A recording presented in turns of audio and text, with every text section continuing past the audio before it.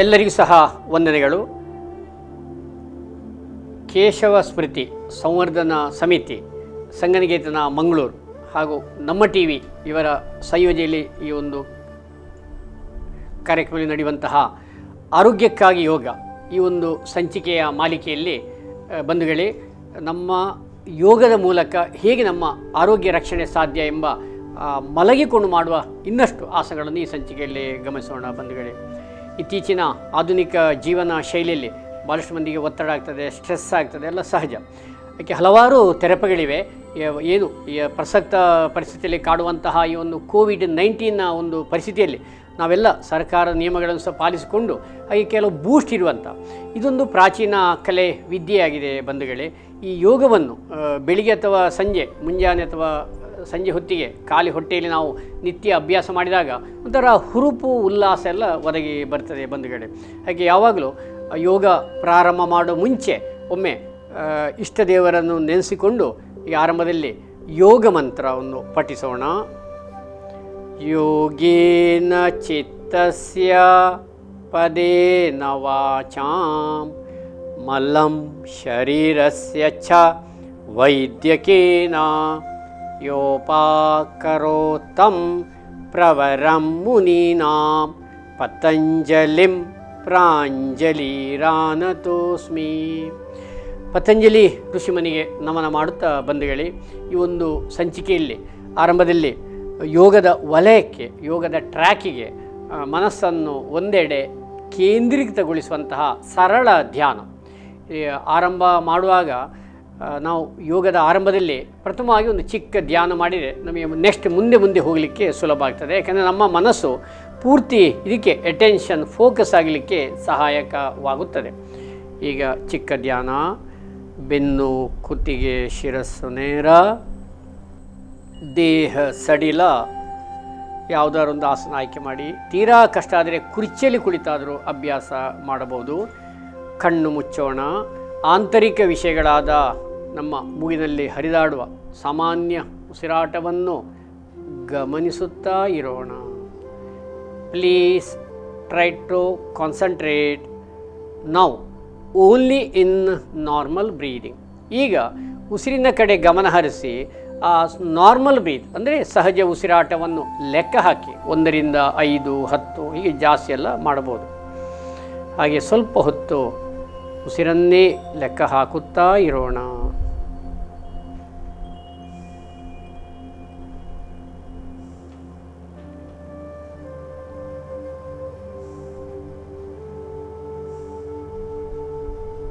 ಈ ರೀತಿ ಪೂರಕ ರೇಚಕ 1, ಪೂರಕ ರೇಚಕ 2, ಆ ರೀತಿ ಉಸಿರನ್ನು ಲೆಕ್ಕ ಹಾಕುತ್ತಾ ಸ್ವಲ್ಪ ಹೊತ್ತು ಇದ್ದು ಆಮೇಲೆ ವಿಶ್ರಾಂತಿ, ರಿಲ್ಯಾಕ್ಸ್.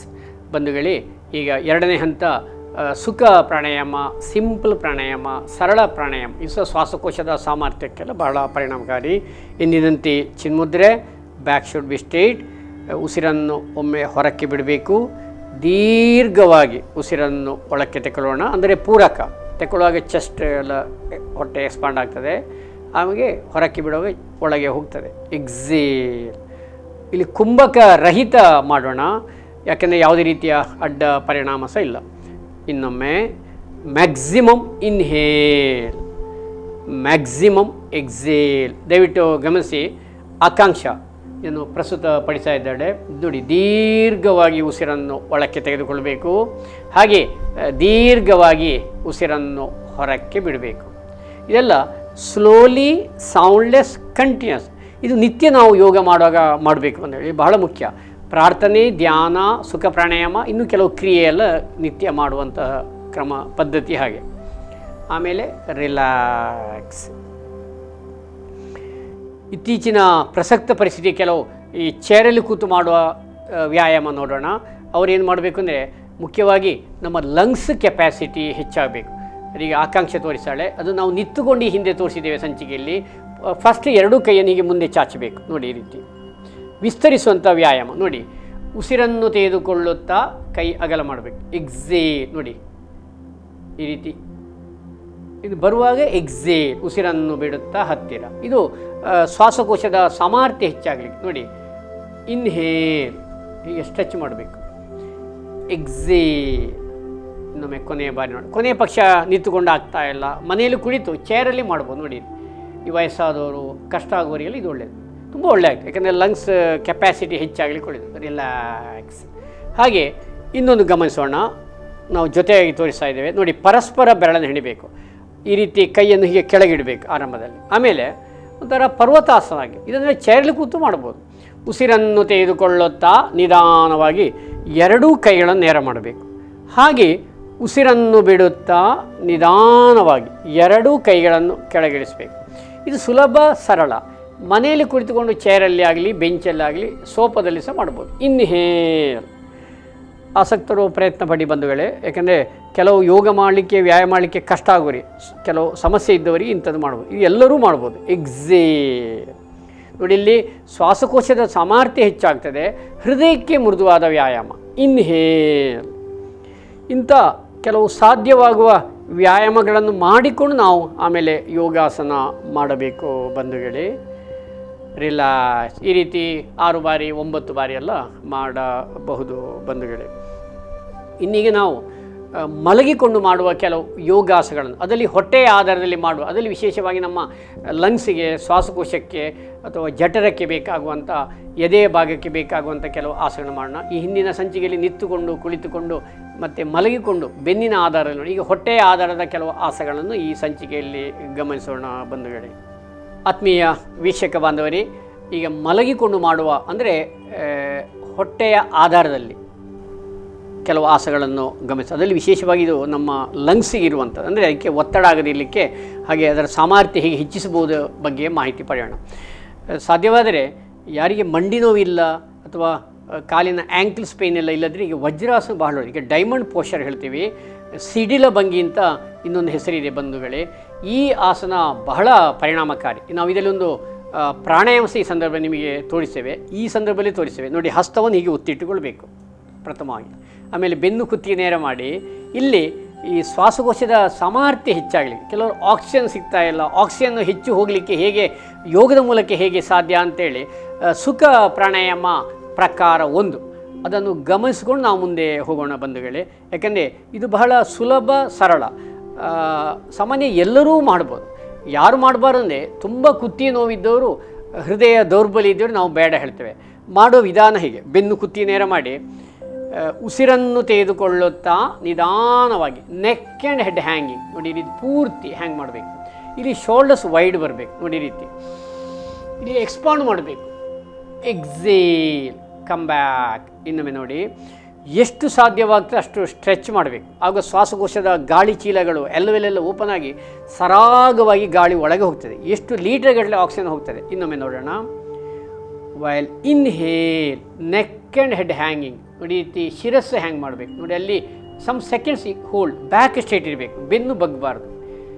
Exhale, come back. ಇನ್ನೊಮ್ಮೆ ಇದು ಶ್ವಾಸಕೋಶದ ಸಾಮರ್ಥ್ಯ ಹೆಚ್ಚಾಗಲಿಕ್ಕೆ, ಅಸ್ತಮಾ, ಅಲರ್ಜಿ ಇತ್ಯಾದಿ ನಿಯಂತ್ರಣಕ್ಕೆ ನಮ್ಮ ಅನುಭವ ಒಂಥರ ರಾಮಬಾಣದ ಹಾಗೆ. ಇನ್ನೊಮ್ಮೆ ನೋಡಿ, ಇದು ತೀರಾ ಕಷ್ಟ ಆದರೆ ಕುರ್ಚಿಯಲ್ಲಿ ಕೂತ್ಸ ಮಾಡ್ಬೋದು. ಡೈನಿಂಗ್ ಟೇಬಲ್ನ ಚೇರ್ ಆಗಬೇಕು, ಅಡ್ಡ ಕೂತ್ಕೊಂಡು ಮಾಡಬೇಕು. ಇನ್ನೊಮ್ಮೆ ವಜ್ರಾಸನ. ಉಸಿರನ್ನು ತೆಗೆದುಕೊಳ್ಳುತ್ತಾ ನಿಧಾನವಾಗಿ ಶಿರಸ್ಸನ್ನು ಹ್ಯಾಂಗ್ ಅಂದರೆ ನೆಕ್ ಆ್ಯಂಡ್ ಹೆಡ್ ಹ್ಯಾಂಗಿಂಗ್ ನೋಡಿ. ಇದು ವೈಡ್ ಬರಬೇಕು, shoulder should be wide, expand ಮಾಡಬೇಕು. ಹಾಗೆ ಫ್ರೀ ಇರಬೇಕು, ಬಿಗಿ ಮಾಡಬಾರ್ದು. ಅಲ್ಲಿ ಸಮ್ ಸೆಕೆಂಡ್ ನಾರ್ಮಲ್ ಬ್ರೀತ್ ಇರಬೇಕು. Exhale, come back. ಇನ್ನೊಮ್ಮೆ ಕೊನೆಯ ಬಾರಿ ನೋಡೋಣ. ಹೀಗೆ ಬರ್ತದೆ ಸಾಮಾನ್ಯ. ನಾನೀಗ ಫ್ರಂಟ್ ಪೋಶ್ಚರ್ ಸಹ ತೋರಿಸ್ತೇನೆ. ಹೀಗೆ ವೈಲ್ ಇನ್ಹೇಲ್ ಅಂದರೆ ಉಸಿರನ್ನು ತೆಗೆದುಕೊಳ್ಳುತ್ತಾ ನೋಡಿ. ಈ ರೀತಿ ಫುಲ್ ಸ್ಟ್ರೆಚ್ ಮಾಡಬೇಕು. ರೇಚಕ, ಎಕ್ಸೇಲ್. ಎಷ್ಟು ಫ್ರೀ ಆಗ್ತದೆ ಅಂದರೆ ತುಂಬ ಗಾಳಿ ಒಳಗಡೆ ಹೋಗ್ತದೆ ಸರಾಗವಾಗಿ. ಆವಾಗ ಇಲ್ಲೆಲ್ಲ ಟ್ರ್ಯಾಕ್ ಓಪನ್ ಆಗ್ತದೆ, ತೆರೀತದೆ. ಯಾರಿಗೆ ದಮ್ಮು ಕೆಡ್ತದೆ ಅಂಥವ್ರು ಈ ಪ್ರಾಣಾಯಾಮ ಮನೆಯಲ್ಲಿ ಚೇರಲ್ಲಿ ಕೂತ್ಸ ಮಾಡ್ಬೋದು ಬಂಧುಗಳೇ. ಈಗ ನಾವು ಮುಂದೆ ಹೋಗೋಣ. ಇನ್ನೀಗ ಲಂಗ್ಸಿಗೆ ಬೇಕಾಗುವಂತಹ, ಅದರ ಆರೋಗ್ಯಕ್ಕೆ ಬೇಕಾಗುವಂಥ ಕೆಲವು ಯೋಗಾಸನಗಳು. ಈಗ ಮಲಗಿಕೊಂಡು ಈ ರೀತಿ ವಜ್ರಾಸನ ನಿಧಾನವಾಗಿ ಮುಂದೆ ಬಲಬೇಕು. 2 ಹಸ್ತವನ್ನು ಈ ರೀತಿ ಈ ಹೊಟ್ಟೆಯ ಆಧಾರದಲ್ಲಿ. ಯಾರಿಗೆ ಇಲ್ಲಿ ಕೆಮ್ಮು ಬರ್ತದೆ, ದಮ್ಮು ಕಟ್ಟಿದಾಗ್ತದೆ ಹೇಳುವಾಗ 2 ಹಸ್ತವನ್ನು ಈ ರೀತಿ ಇಟ್ಟು ಮಲಗಬೇಕು. ಇದು ತುಂಬ ಒಳ್ಳೆಯ. ಇದೆಲ್ಲ ಸ್ವಲ್ಪ ಹೊತ್ತು ಮಾಡುವಾಗ ಸ್ವಲ್ಪ ರಿಲೀಫ್ ಆದಾಗ ಆಗ್ತದೆ. ಇಲ್ಲಿಯ ಪ್ರೆಷರ್ ಸಿಕ್ಕಿ ಶ್ವಾಸಕೋಶಕ್ಕೆ ಸ್ವಲ್ಪ ರಿಲ್ಯಾಕ್ಸ್ ಆದಾಗ ಆಗ್ತದೆ. ಇದು ಸ್ವಲ್ಪ ಹೊತ್ತಿರಬೇಕು. ಆಮೇಲೆ ಅವರು ಮಕರಾಸನ ಭಂಗಿ ಬರಬೇಕು. ಸಾಮಾನ್ಯ ಹೆಚ್ಚಿನವರಿಗೆ ಇದು ಹೆಲ್ಪ್ ಆಗ್ತದೆ. ಯಾಕೆ ನಾವಿದು ತರಬೇತಿಯ ಸಮಯದಲ್ಲಿ ಅದರ ಅನುಭವ ನಮ್ಮ ಗಮನಕ್ಕೆ ಬಂದಿದೆ ಬಂಧುಗಳೇ. ಇದು ಒಂದು ಉತ್ತಮವಾದಂತಹ ಭಂಗಿ. ಕ್ರೊಕೊಡೈಲ್ ಪೋಶ್ಚರ್ ಹೇಳ್ತಾರೆ ಆಂಗ್ಲ ಭಾಷೆಯಲ್ಲಿ, ಪ್ರೋನ್ ಪೋಶ್ಚರ್. ಇದರಲ್ಲಿ ಹೊಟ್ಟೆಯ ಆಧಾರದಲ್ಲಿ ಯಾರಿಗೆ ತೀವ್ರ ಬ್ಯಾಕ್ ಪೇನ್ ಇದೆ, ಅತಿಯಾದ ಸೊಂಟ ನೋವಿದೆ, ಅವರು ದಿವಸಕ್ಕೆ 3 ಬಾರಿ ಮಾಡಬೇಕು. ಯಾಕೆಂದರೆ ಸಾಮಾನ್ಯವಾಗಿ ಗಮನಿಸಿ, ಈ ಭಾಗಕ್ಕೆ ಒತ್ತಡ ಇಲ್ಲ. ವೈದ್ಯರು ಹೇಳ್ತಾರೆ ನೀವು ರೆಸ್ಟ್ ಮಾಡಿ. ಕುಳಿತುಕೊಂಡು ಮಾಡಲಿಕ್ಕೆ ಆಗ್ತಾಯಿಲ್ಲ, ಮಲಗಿಕೊಂಡು ಆಗ್ತಾಯಿಲ್ಲ, ನಿಂತುಕೊಂಡಂತೂ ಹೇಗೆ ಆಗ್ತಾಯಿಲ್ಲ. ಹೊಟ್ಟೆಯ ಆಧಾರದಲ್ಲಿ ಮಾಡಿದಾಗ ಈ ಭಾಗ ಸ್ಪೈನಲ್ ಕಾರ್ಡ್, ಸೊಂಟದ ಕೆಳಗಡೆ ಬ್ಯಾಕಿಗೆ ಅಥವಾ ಇಡೀ ಬ್ಯಾಕಿಗೆ ತುಂಬ ಹಗುರ ಆಗ್ತದೆ. ಯಾಕಂದರೆ ಯಾವುದೇ ರೀತಿಯ ಒತ್ತಡ ಮೇಲೆ ಬೀಳುವುದಿಲ್ಲಲ್ಲ, ತುಂಬ ರಿಲ್ಯಾಕ್ಸ್ ಆಗ್ತದೆ. ಇದರಲ್ಲಿ ಮಾತ್ರ ಕಾಲುಗಳು 2-2.5 ಅಡಿಯಷ್ಟು ಅಗಲ ವಿಸ್ತರಿಸಬೇಕು. ಕೈ ಹಸ್ತ ಹೀಗೆ ಈ ರೀತಿ ಚಿನ್ನ ಟಚ್ ಮಾಡಿ ಮತ್ತೆ ತಲೆಯನ್ನು ಅಡ್ಡ ಮಾಡಿ ಮಲಗಬೇಕು. ಸ್ವಲ್ಪ ಹೊತ್ತಾದ ಮೇಲೆ ತಲೆಯನ್ನು ಅದನ್ನು ಬದಲಿಸ್ಬೋದು. ನೋಡಿ, ಇನ್ನೊಂದು ಬದಿಗೆ ಅವರು ತೋರಿಸ್ತಾ ಇದ್ದಾರೆ. ನೋಡಿ ಈ ರೀತಿ ಗಲ್ಲಕ್ಕೆ ಬರೋದು. ಇದರಲ್ಲಿ ಸ್ವಲ್ಪ ಕಷ್ಟ ಆಗ್ತಾ ಪುನಃ ಇನ್ನೊಂದು ಬದಿಯಲ್ಲಿ. This is one of the best relaxation posture. ಮತ್ತು ಲಂಗ್ಸಿಗೆ ಸ್ವಲ್ಪ ರಿಲ್ಯಾಕ್ಸ್ ಆಗ್ತದೆ. ಆದರೆ ಯಾರು ಮಾಡಬಾರ್ದು, ಹೃದಯ ಸಂಬಂಧಿ ಕಾಯಿಲೆಯನ್ನು ನಾವು ಮಾಡೋದು ಬೇಡ. ಸೊಂಟ ನೋವು, ಬೆನ್ನು ನೋವಿಗೆ ಇದು ರಾಮಬಾಣ. ಯಾರಿಗೆ ಯಾವಾಗಲೂ ನೋಡಿ ಬ್ಯಾಕ್ ಪೇಯ್ನ್, ನಿಂತುಕೊಳ್ಳಿಕ್ಕೆ ಆಗ್ತಾಯಿಲ್ಲ, ಕೊನೆಯ ಪಕ್ಷ ಇಂಥ ಮಕರಾಸ ಮಾಡುವಾಗ ರಿಲ್ಯಾಕ್ಸ್ ಆಗ್ತದೆ, ರಿಲೀಸ್ ಆಗ್ತದೆ, ರಿಲೀಫ್ ಆದ ಅನುಭವಕ್ಕೆ ಬರ್ತದೆ. ಒಮ್ಮೆ ಗೊತ್ತಾಗೋದಿಲ್ಲ, ಆರಂಭದಲ್ಲಿ ಸ್ವಲ್ಪ ಕಲೀಲಿಕ್ಕೂ ಕಷ್ಟ ಆಗ್ತದೆ. ಯಾಕೆ ಅಭ್ಯಾಸ ಮಾಡಿ ಕೆಳಗೆ ದಪ್ಪವಾದ ಜಮಖಾನ ಹಾಕಿ, ಯಾಕೆಂದರೆ ಸಾಫ್ಟ್ ಬಟ್ಟೆ ಇಲ್ಲ ಅವರಿಗೆ ಕಷ್ಟ ಆಗ್ತದೆ ಕಲೀಲಿಕ್ಕೆ. Makarasana one of the best posture for the control the back pain. ಯಾರಿಗೆ ಸೊಂಟ ನೋವು, ಬೆನ್ನು ನೋವಿಗೆ, ಕೆಮ್ಮು ಸ್ಟಾಪ್ ಆಗಲಿಕ್ಕೆ ಈ ಆಸನ ಬಹಳ ಒಳ್ಳೆಯದು. ತುಂಬ ಕೆಮ್ಮು ಬರ್ತಾ ಇದೆ, ಸ್ಟಾಪ್ ಆಗ್ತಾ ಇಲ್ಲ, ಒಂದು ಹೀಗೆ ಮಲಗ್ಬೋದು ಅಥವಾ ಈ ರೀತಿ ಮಕರಾಸಲ್ಲಿ ಮಲಗ್ಬೋದು. ಇದು ದಣಿದ ದೇಹಕ್ಕೆ ವಿಶ್ರಾಂತಿ, ಮನಸ್ಸಿಗೆ ವಿಶ್ರಾಂತಿ. ನಿದ್ರಾಹೀನತೆಗಳು ಕೆಲವರು ಏನು ಮಾಡ್ತಾರೆ, ರಾತ್ರಿ ಬೇರೆ ಬೇರೆ ಟೈಪಲ್ಲಿ ಮಲಗಿ ಕೊನೆಗೆ ಹೀಗೆ ಮಲಗ್ತಾರೆ ಅಲ್ವಾ. ಯಾಕೆಂದರೆ ಆಗೊಂಥರ ನಿದ್ರೆ ಬರಲಿಕ್ಕೆ ಸಹ ಬಹಳ ಒಳ್ಳೆಯದು. ಆಗ ಸ್ವಲ್ಪ ಹೊಟ್ಟೆ ಕಾಲಿರ್ತದೆ. ಮಧ್ಯರಾತ್ರಿಯೋ ಕೆಲವು ಈ ರೀತಿ ಕೌಚಿ ಮಲಗು ಸಹ ನಾವು ಗಮನಿಸಿದ್ದೇವೆ. ಇದು ಸಹ ಒಂದು ರಿಲ್ಯಾಕ್ಸಿಂಗ್ ಪೋಶ್ಚರ್. ಹೀಗೆ ಸಹ ಮಲಗ್ಬೋದು, ಹಾಗೇನು ತೊಂದರೆ ಇಲ್ಲ.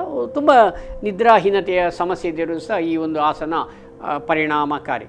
ಒಟ್ಟಾರೆಯಾಗಿ ಹೇಳ್ತಿದ್ರೆ ಇದೊಂಥರ ಶವಾಸನದ ಹಾಗೆ ರಿಲ್ಯಾಕ್ಸಿಂಗ್ ಪೋಶ್ಚರ್, ಮಕರಾಸನ, ಮೊಸಳೆ ಭಂಗಿ ಅಂತ ನಾವು ಹೇಳ್ತೀವಿ. ಹಾಗೆ ಅದರ ಮುಂದುವರಿಸಿದ ಆಸನಗಳನ್ನು ಸಹ ನಾವು ಈ ಸಂಚಿಕೆಯಲ್ಲಿ ಇವಾಗ ನೋಡೋಣ. ಕೋಬ್ರಾ ಪೋಶ್ಚರ್, ಭುಜಂಗಾಸನ ಅಥವಾ ಸರ್ಪಾಸನ, ಇದರ ಮಾಹಿತಿ ಹೇಳ್ತೀನಿ. ಈಗ ಮಕರಾಸನಲ್ಲಿ ವಾಚ್ ಮಾಡಿ ಬಂಧುಗಳೇ. ಹದಿಹರಿದವರ ಶಾರೀರಿಕ ಬೆಳವಣಿಗೆ, ಸೊಂಟ ನೋವು, ಬೆನ್ನು ಕಮ್ಮಿ ಆಗಲಿಕ್ಕೆ, ಶ್ವಾಸಕೋಶದ ಸಾಮರ್ಥ್ಯ ಹೆಚ್ಚಾಗಲಿಕ್ಕೆ, ಅಸ್ತಮಾ ನಿಯಂತ್ರಣ, ಥೈರಾಯ್ಡ್ ಗ್ರಂಥಿಯ ಆರೋಗ್ಯ ಬರ್ತದೆ. ನೋಡಿ ಎಷ್ಟು ಪ್ರಯೋಜನ ಇದೆ. ಇದೆಲ್ಲ ಹಿಂದೆ ಯೋಗಿಗಳು ಹಲವಾರು ವರ್ಷಗಳ ಹಿಂದೆ, ಸಾವಿರಾರು ವರ್ಷಗಳ ಹಿಂದೆ ಇದರ ಬಗ್ಗೆ ಮಾಹಿತಿ ನಮಗೆ ತಿಳಿಸಿ ಹೋಗಿದ್ದಾರೆ. ಆದರೆ ಇದನ್ನು ಯಾರು ಮಾಡಬಾರ್ದು. ಹೃದಯ ಸಂಬಂಧಿ ಕಾಯಿಲೆಯರು, ಹೊಟ್ಟೆ ಸರ್ಜರಿ ಆದವರು ಇದನ್ನು ಮಾಡಬಾರ್ದು. ಅದು ಗೊತ್ತಿರಬೇಕು. ಒಂದು ವಿದ್ಯೆ ಕಲಿಯುವಾಗ ಪ್ರಥಮವಾಗಿ ಯಾರು ಮಾಡಬಾರದು ಎಂಬುದು ನಮಗೆ ತಿಳಿದಿರಬೇಕು. ಈ ಆಸನ ಮಾಡೋದರಿಂದ ಎದೆಯು ವಿಶಾಲವಾಗಿ ಸ್ಟ್ರೆಚ್ ಆಗ್ತದೆ. ಆಮೇಲೆ ಅಸ್ತಮಾ, ಥೈರಾಯ್ಡ್ ಗ್ರಂಥಿ ಆರೋಗ್ಯ ಬರ್ತದೆ. ಮತ್ತು ಲಂಗ್ಸ್ ಕೆಪ್ಯಾಸಿಟಿ. ಅಭ್ಯಾಸ ಕ್ರಮ, ಪ್ರತಿಯೊಂದು ಮೆಥಡ್ ಬಹಳ ಮುಖ್ಯ.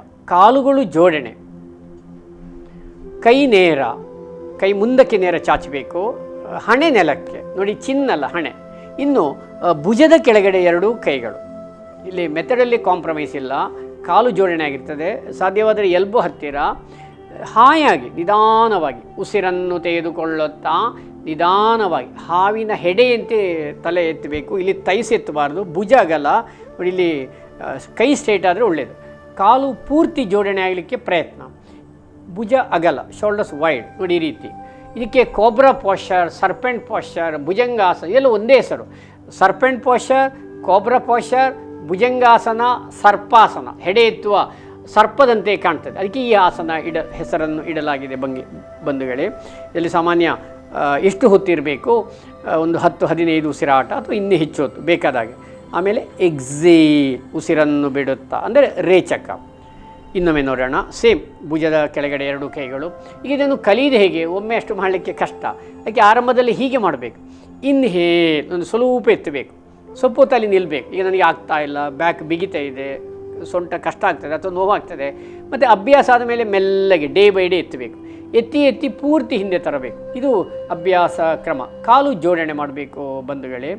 ಇದು ಶ್ವಾಸಕೋಶದ ಸಾಮರ್ಥ್ಯಕ್ಕೆ ಬಹಳ ಒಳ್ಳೆಯದು. ಹೃದಯ ಸಂಬಂಧಿ ಕಾಯಿಲೆಯವರು ಮಾತ್ರ ಈ ಆಸನ ಅಭ್ಯಾಸ ಮಾಡೋದು ಬೇಡ. ಈ ಸರ್ಪಾಸನ ಅದು ಹದಿಹರೆದವರ ಶಾರೀರಿಕ ಬೆಳವಣಿಗೆ. ಇದನ್ನು ಎಳೆ ಪ್ರಾಯದ ಈ ಮಕ್ಕಳು, ಅದರಲ್ಲಿ ವಿಶೇಷವಾಗಿ ಸ್ತ್ರೀಯರು ಹುಡುಗಿಯರು ಮಾಡ್ತಾಯಿದ್ರೆ ಮುಂದಿನ ಅವರ ಗರ್ಭಕೋಶ ಬಹಳ ಸ್ಟ್ರಾಂಗ್ ಆಗಿರ್ತದೆ. ಇವನ್ನು ಈಸಿ ಡೆಲಿವರಿಗೆ ಸಹ ಬಹಳ ಪರಿಣಾಮಕಾರಿಯಾದಂಥ ಆಸನ ಅಂತೇಳಿ ಉಲ್ಲೇಖ ಇದೆ. ಆದ ಕಾರಣ ಇದನ್ನು ಎಲ್ಲರೂ ಮಾಡಬೇಕು. ಯೋಗ ಮಾಡಲಿಕ್ಕೆ ಯಾವುದೇ ರೀತಿಯ ಜಾತಿ ಮತ ಭೇದ ಎನ್ನಲ್ಲ, ಯಾರಿಗೂ ಮಾಡ್ಬೋದು. ಅದನ್ನೆಲ್ಲೊಮ್ಮೆ ಗುರುಮುಖಿಯನ್ನು ಕಲಿತು ಮಾಡಬೇಕು. ಈಗ ಎಕ್ಸೇಲ್, ಉಸಿರನ್ನು ಬಿಡುತ್ತಾ ಅಂದರೆ ರೇಚಕ. ಇದು ಕೇವಲ ಮಾಹಿತಿಗಾಗಿ ಅರಿವು ಮೂಡ. ಇದನ್ನೆಲ್ಲ ಕಲಿಬೇಕಾದರೆ ಒಂದು ಯೋಗದ ಕೋರ್ಸಿಗೆ ಜಾಯ್ನ್ ಆಗಬೇಕು, ಅಥವಾ ಆನ್ಲೈನ್ ಕ್ಲಾಸು ಪ್ರಸಕ್ತ ಪರಿಸ್ಥಿತಿಯಲ್ಲಿ ಅಲ್ಲಲ್ಲಿ ನಡೀತಾ ಇದೆ, ಅದಕ್ಕೂ ಸಹ ಜಾಯ್ನ್ ಆಗ್ಬೋದು ಬಂಧುಗಳೇ. ಅಂತೂ ಒಟ್ಟಾರೆಯಾಗಿ ಈ ಒಂದು ಪ್ರಸಕ್ತ ಪರಿಸ್ಥಿತಿಗೆ ಯೋಗ ಔಷಧಕ್ಕೊಂದು ಪರ್ಯಾಯ ರಾಮ ಬಾಣವೂ ಹೌದು, ರೋಗ ನಿರೋಧಕ ಉಪಾಯ ಹೌದು ಅಂತ ನಮ್ಮ ಗ್ರಂಥಗಳಲ್ಲಿ ಇದರ ಬಗ್ಗೆ ಉಲ್ಲೇಖ ಇದೆ. BK ಸೆಂಗರ್, ಕಿಂಗ್ ಆಫ್ ಯೋಗ, ಅವರು ಇದರ ಬಗ್ಗೆ ಎಲ್ಲ ಸಾಕಷ್ಟು ಮಾಹಿತಿ ಕೊಟ್ಟಿದ್ದಾರೆ ಬಂಧುಗಳೇ. ಇನ್ನೊಂದು ವಿಧಾನ ನೋಡೋಣ. ಕಾಲುಗಳು ಜೋಡಣೆ ನೋಡಿ, ಸರಳ ವಿಧಾನ. ಹಸ್ತವನ್ನು ಹೀಗೆ, ಈಗ ನಾವು ಶಲಭಾಸಲಿ ವಿನ್ಯಾಸ ಅಂತ ಹೇಳ್ತೇವೆ. ಈಗ ತೀರಾ ಕಷ್ಟ ಆಗ್ತದೆ ನನಗೆಲ್ಲ ಆಸನ ನೋಡಿ, ತುಂಬ ಒಳ್ಳೆ ಗ್ಯಾಸ್ಟ್ರಿಕ್ ಸಮಸ್ಯೆ ಉಂಟು ನೋಡಿ, ಕಾಲನ್ನು ಮಡಿಸಿ ಬಿಡಿಸೋದು. ಈಗ ನಾವು ಸ್ವಲ್ಪ TV ನೋಡುವ ಆಸನ ಹೇಳ್ತೇವೆ, ಕೆಲವರು ಹೀಗೆ ಮಲೈಕೊಂಡೆಲ್ಲ ಈ ರೀತಿ ವಾಚ್ ಮಾಡ್ತಾರೆ ಅಲ್ವಾ. ಇದೊಂದು ಮಲೈಕೊಂಡು ಈ ರೀತಿ ಸೊಂಟ ಎಲ್ಲ ಫ್ರೀ ಆಗಲಿಕ್ಕೆ ಕೊಡೋದು, ಫ್ಲೆಕ್ಸಿಬಲ್ ಆಗಲಿಕ್ಕೆ ಕೊಡೋದು. ಇದು ಸಾಮಾನ್ಯ ಎಲ್ಲರೂ ಮಾಡೋಕ್ಕೆ ಗೊತ್ತಿದ್ದೋ ನಾವು ಬೆಡ್ಡಲ್ಲಿ ಕೆಲವೊಮ್ಮೆ ಈ ರೀತಿ ಮಾಡ್ತಾರೆ, ಮಕ್ಕಳು ಮಾಡ್ತಾರೆ, ದೊಡ್ಡವರು ಮಾಡ್ತಾರೆ. ಈ ರೀತಿಯ ಒಂದು ಶಲಭಾಸಲಿ ವಿನ್ಯಾಸ, ಬೇರೆ ಬೇರೆ ಹೆಸರಿದೆ, ಮಕರಾಸನ ವಿನ್ಯಾಸ ಅಂತ ಹೇಳ್ತಾರೆ. ಇದು ಒಂದು ಬ್ಯಾಕಿಗೆ ಒಳ್ಳೆಯದು, ಮತ್ತು ಲಂಗ್ಸಿಗೆ ಸಹ ಒಳ್ಳೆಯದೇ, ಆಮೇಲೆ ಹೃದಯದ ಆರೋಗ್ಯಕ್ಕೆ ಒಳ್ಳೆಯದು. ಆಲ್ಮೋಸ್ಟ್ ಎಲ್ಲರೂ ಸಹ ಇದನ್ನು ಮಾಡಬಹುದು. ಮತ್ತು ಮಕರಾಸನ, ರಿಲ್ಯಾಕ್ಸ್. ಬಂಧುಗಳೇ, ಇದು ಇನ್ನೊಂದು ಅದರ ಭಂಗಿಯಲ್ಲಿ ವಿನ್ಯಾಸದಲ್ಲಿ ನೋಡೋಣ. ಈ ರೀತಿಯ ಎರಡು ಕಾಲುಗಳನ್ನು ಮಡಿಸಿ ಬಿಡಿಸುವಂಥ ಒಂದು ಯೋಗ. ಸೊಂಟದ ಬಿಗಿತ, ಸ್ಟಿಫ್ನೆಸ್ ಹೋಗಲಿಕ್ಕೆ ಇದು ಬಹಳ ಒಳ್ಳೆಯದು. ಈ ಒಂದು ಬ್ಯಾಕ್ ಪೇಯ್ನವರಿಗೆಲ್ಲ ತುಂಬ ಒಳ್ಳೆಯದು. ಆರಂಭದಲ್ಲಿ ಸ್ವಲ್ಪ ಕಷ್ಟ ಆಗ್ತದೆ, ಅದು ಸುರುಸಿ ಒಂದೊಂದು ಕಾಲು ಮಾಡಿ ನೋಡಿ, ಒಂದೊಂದು ಕಾಲು ಸಹ ನಾವು ನೋಡಿ ಈ ರೀತಿ ಒಮ್ಮೆ ಬಲ ಕಾಲು ಮಡಿಸಿ ಬಿಡಿಸೋದು, ಆಮೇಲೆ ಎಡ ಕಾಲು ಮಡಿಸಿ ಬಿಡಿಸೋದು, ಹಾಗೆ ಸಹ ನಾವು ಅಭ್ಯಾಸ ಮಾಡಬಹುದು. ಒಂಥರ ಇದನ್ನು ಕೆಲವರಿಗೆ ಮಾಡುವಾಗ ಗ್ಯಾಸ್ಟ್ರಿಕ್ ತೇಗು ಬರ್ತದೆ, ಅದು ಅನುಭವಕ್ಕೆ ನಿಮಗೆ ಗೊತ್ತಾಗ್ಬೋದು. ಚೆಂದ ಮಾಡಿ ಇದರಲ್ಲಿ ಎಂಟಿ ಸ್ಟಮಕ್ಕಲ್ಲಿ ನಾವು ಯೋಗ ಮಾಡಬೇಕು ಬಂಧುಗಳೇ. ಬೆಳಿಗ್ಗೆ ಅಥವಾ ಸಂಜೆ ಬಹಳ ಉತ್ತಮವಾದಂಥ ಸಮಯ. ರಿಲ್ಯಾಕ್ಸ್, ಮಕರಾಸನ. ಆತ್ಮೀಯ ವೀಕ್ಷಕ ಬಾಂಧವರೇ, ಮನಸ್ಸನ್ನು ಪ್ರಶಾಂತಗೊಳಿಸುವ ಕ್ರಮಬದ್ಧ ಉಪಾಯವೇ ಯೋಗ ಅಂತೇಳಿ ನಮ್ಮ ಹಿರಿಯ ಸಾಧಕರು, ಯೋಗಿಗಳೆಲ್ಲ ಹೇಳಿದ್ದಾರೆ. ಈ ಒಂದು ಸಂಚಿಕೆಯನ್ನೀಗ ಸಮಾಪನಗೊಳಿಸುವ ಮುಂಚೆ ಮುದ್ರಾ ಯೋಗ, ಇದು ಹೋಮ್ವರ್ಕಿನಾಗೆ. ಅಂದರೆ ನಮಗೆ ಕೆಲವೊಮ್ಮೆ ಹೆಚ್ಚು ಯೋಗ ಮಾಡಲಿಕ್ಕೆ ಆಗ್ತಾಯಿಲ್ಲ, ಅಥವಾ ಈಗ ಲಾಕ್ಡೌನು ಸಮಯ ತುಂಬ ಇದೆ, ಅವು ಕೊನೆ ಪಕ್ಷ ಮನೆಯಲ್ಲಿ ಕೂತ್ಕೊಂಡು ಬಿಡುವಿನ ವೇಳೆಯಲ್ಲಿ ಇದು ಯಾವ ಹೊತ್ತಿಗೂ ಮಾಡ್ಬೋದು. ಊಟ ಆದ ಮೇಲೆ ಮಾಡ್ಬೋದು, ಬೆಳಿಗ್ಗೆ ಸಂಜೆ. ನೋಡಿ, ಫಸ್ಟಿಗೆ ಪ್ರಾಣ ಮುದ್ರೆ, ಇದು ಕಡ್ಡಾಯ. ಪ್ರಾಣಶಕ್ತಿ ಹೆಚ್ಚಾಗಲಿಕ್ಕೆ, ನಿತ್ರಾಣ ಕಡಿಮೆ ಆಗಲಿಕ್ಕೆ, ಆಯಾಸ ಪರಿಹಾರ ಆಗಲಿಕ್ಕೆ, ವಿಟಮಿನ್ ಕೊರತೆ ನೀಗಿಸಲಿಕ್ಕೆ, ಕಣ್ಣು ಕಣ್ಣು ಕೆಂಪು ಇತ್ಯಾದಿಯ ಒಂದು ನಿಯಂತ್ರಣಕ್ಕೆ, ಹಾಗೂ ಆಯಾಸ ಪರಿಹಾರ ಕೊಡೋದು. ಈ ಕೊರೋನಾ ಇತ್ಯಾದಿ ಸಮಸ್ಯೆ ಬಂದರೆ ಫಸ್ಟಿಗೆ ತುಂಬ ಆಯಾಸ ಆಗ್ತದೆ, ಬಳಲಿಕೆ, ಒಂಥರ ಸ್ಟ್ರೆಸ್ ಆಗ್ತದೆ. ಅದಕ್ಕೆ ಈ ಮುದ್ರೆ ಒಂದು ಅಭ್ಯಾಸ ಮಾಡಬೇಕು ಬಂಧುಗಳೇ. ಒಂದು 10-20 ನಿಮಿಷ ಸಾಕು. ಇದು ಮತ್ತು ಪಿತ್ತನಾಶಕ ಮುದ್ರೆ, ಪ್ರಾಣ ಮುದ್ರೆ. ಹಾಗೆ ಇದರೊಂದಿಗೆ ಇನ್ನೂ ಹೆಚ್ಚಿನ ಒಂದು ನಮಗೆ ವೈಟಮಿನ್ಸ್ ಅಥವಾ ಆಯಾಸ ಪರಿಹಾರಕ್ಕೆ ಈ ರೀತಿಯ ಮುದ್ರೆಗಳು, ಯಾವುದು ಹಾಕಿನಿ ಮುದ್ರೆ ಅಥವಾ ಮಹಾಕಾಳಿ ಮುದ್ರೆ ಅಂತ ಹೇಳಿದರೆ, ಇದಕ್ಕೂ ಸಹ ಹಿಂದಿನ ಸಂಚಿಕೆಯಲ್ಲಿ ನಾವು ಮಂತ್ರ ಹೇಳಿದ್ದೇವೆ. ಓಂ ಹ್ರೀಂ ದುಮ್ ದುಮ್ ದುರ್ಗಾಯೈ ನಮಃ, ಓಂ ಹ್ರೀಂ ದುಮ್ ದುಮ್ ದುರ್ಗಾಯೈ ನಮಃ ಅಂತೇಳಿ ಒಂದು 16, 37 ಅಥವಾ 108 ಬಾರಿ, ಕೊನೆ ಪಕ್ಷ ಒಂದು 10 ನಿಮಿಷ ಮಾಡಬೇಕು. ಇದು ಈ ರೀತಿ ಮಾಡ್ತಾ ಇದ್ದಾಗ ಸಹ ಒಂಥರ ಚಾರ್ಜ್ ಆದಾಗ ಆಗ್ತದೆ. ಯಾವುದು ಪ್ರಾಣಮುದ್ರೆ. ಪ್ರಾಣಮುದ್ರೆಯ ಮಂತ್ರ ಸಹ ಬೇಕಾದರೆ ಹೇಳ್ಬೋದು ಆಸಕ್ತರು. ಓಂ ಹಿರಣ್ಯ ಗರ್ಭಾಯ ನಮಃ ಅಂತ ಹೇಳ್ಬೋದು. ಇನ್ನು ಬಹಳ ಪ್ರಾಮುಖ್ಯವಾದಂತಹ ಇನ್ನೊಂದು ಮುದ್ರೆ, ಉದಾನ ಮುದ್ರೆ ಹೇಳ್ತಾರೆ ನಾವು, ಲಾಫಿ ಮುದ್ರೆ. ನಾವು ಇತ್ತೀಚಿನ ಪ್ರಸಕ್ತ ಪರಿಸ್ಥಿತಿಗೆ ನಮಗೆ ಸ್ಮೈಲಿಂಗ್ ಸಹ ಬರೋದು ಬಹಳ ಕಷ್ಟ ಇದೆ. ಸ್ಟ್ರೆಸ್ ಇರ್ತದೆ, ಮನೆಯಲ್ಲಿ ಒತ್ತಡ ಕೆಲವೊಮ್ಮೆ ಆಗ್ತದೆ, ತುಂಬ ಹೊತ್ತು ಕೂತ್ಕೊಳ್ಬೇಕಲ್ಲ, ಹೊರಗೆ ಹೋಗ್ಲಿಕ್ಕೆ ಆಗ್ತಾ ಇಲ್ಲ. ಈ ಲಾಕ್ಡೌನ್ ಸಂದರ್ಭದಲ್ಲಿ ಇದು ಮುದ್ರೆ ನಾನು ವೈಯಕ್ತಿಕವಾಗಿ ಭಾಳಷ್ಟು ಕಡೆಗಳಲ್ಲಿ ಬೇರೆ ಬೇರೆ ಊರಿಗೆ ಹೋದಾಗ ನನ್ನ ಹಲವು ಸ್ನೇಹಿತರಿಗೆ, ಸಂಬಂಧಿಕರಿಗೆ ವೈಯಕ್ತಿಕ ನಾನು ಟೆಸ್ಟ್ ಮಾಡಿದ್ದೆ. ನಾನು ಸಹ ಇದು ಫಸ್ಟಿಗೆ ನಂಬ್ತಾ ಇರಲಿಲ್ಲ. ದಿಸ್ ಈಸ್ ಲಾಫಿಂಗ್ ಮುದ್ರೆ, ಮುಗುಳು ನಗೆ ಮುದ್ರೆ ಅಂತ ಹೆಸರು. ಎಲ್ಲ ಬೆರಳುಗಳಿಗೆ ಹೆಬ್ಬೆರಳು, ಕಿರು ಬೆರಳು ಮಾತ್ರ ಹೊರಗಡೆ, ಅಂದರೆ ಇದು ಜಲತತ್ವ. ಈ ಮುದ್ದೆಯನ್ನು ಹೀಗೆ ಧಾರಣೆ ಮಾಡಿದಾಗ ಸಹಜವಾಗಿ ಮುಖದಲ್ಲಿ ಬಾಲ್ಯದಲ್ಲಿ ನಾವು ಮಗುವಿನ ನಗು ಹೇಗೆ, ಆ ಒಂದು ಸ್ಮೈಲಿಂಗ್, ಒಂಥರ ಮುಖದ ಬಿಗಿತ ಹೋಗಲಿಕ್ಕೆ ಬಹಳ ಪರಿಣಾಮಕಾರಿ. ಇದು ಮಾತ್ರ ಹೆಚ್ಚು ಹೊತ್ತು ಮಾಡಬಾರ್ದು, ಕೇವಲ 4 ನಿಮಿಷ. ನಮ್ಮಲ್ಲಿ ಇತ್ತೀಚೆಗೆ ಕ್ವಾರಂಟೈನಲ್ಲಿದ್ದ ಕೆಲವು ಬಂಧುಗಳು ಹೇಳಿದ್ದಾರೆ, ನೀವು ಹೇಳಿದಾಗ ನಾವು ಇದನ್ನು ಮಾಡಿದ್ದೇವೆ, ನಮಗೆ ಮುಖದ ಬಿಗುತ್ತು. ಇವನ್ನು ICUಯಲ್ಲಿ ಇದ್ದಾಗ ಸಹ, ವೆಂಟಿಲೇಟರ್ ಸಹ ನಾನು ಮಲೈಕೊಂಡು ಈ ಮುದ್ದೆ ಮಾಡಿ, ಥರ ಸ್ಟ್ರೆಸ್ ಹೋಗಿ ಸ್ಮೈಲಿಂಗ್ ಬಂದಾಗ ಅನುಭವ ಆಗಿದೆ ಅಂತೇಳಿ ಕೆಲವರು ಅದನ್ನು ಗೂಗಲಲ್ಲಿ ಸಹ ಬರೆದಿದ್ದಾರೆ ಬಂಧುಗಳೇ. ಯಾಕೆಂದರೆ ಇದೊಂದು ಪರಿಣಾಮಕಾರಿಯಾದಂತಹ ಮುದ್ರೆ, ಲಾಫಿ ಮುದ್ರೆ. ಕೇವಲ 4 ನಿಮಿಷ ನೀವು ಮಾಡ್ತಾ ಮಾಡ್ತಾ ಹೆಚ್ಚುದು ಮಾಡಿ ತುಂಬ ಹೊತ್ತು ನೆಗಾಳಿಕೆ ಬರಲಿಕ್ಕೆ. ಮಂತ್ರ ಇಲ್ಲ. ಇದು ಜಪ ತಪ ಮಾಡುವಾಗ ಮಾಡಬಾರ್ದು, ಪ್ರಯಾಣ ಮಾಡುವಾಗ ಮಾಡಬಾರ್ದು, ಟೆಂಪ್ಲಿಗೆ ಹೋಗುವಾಗ ಅಥವಾ ಪ್ರಾರ್ಥನಾ ಸ್ಥಳಕ್ಕೆ ಹೋಗುವಾಗ ಇದೆಲ್ಲ ಮಾಡಬಾರ್ದು. ಯಾಕಂದರೆ ನಮಗೆ ಜಾಸ್ತಿ ನಗಾಡಲಿಕ್ಕೆ ಬರ್ತದೆ. ಈಗ ನಾವು ನಡೆದಾಡುವಾಗ ಮಾಡಿ ತುಂಬ ನಗಾಡಲಿಕ್ಕೆ ಬಂದರೆ ಇದೆಂತಪ್ಪ ಇವನಿ ಹಾಗೆಂತ ಆಗ್ತದೆ. ಅದಕ್ಕೋಸ್ಕರ ಮನೆಯಲ್ಲಿ ಸ್ಟ್ರೆಸ್ ಆದಾಗ ಸುಮ್ಮನೆ ಕೂತಾಗ ಈ ಮುದ್ರೆ ಒಂದು 4 ನಿಮಿಷ 1-2 ಬಾರಿ ಎಲ್ಲ ಮಾಡ್ಬೋದು ಬಂಧುಗಳೇ.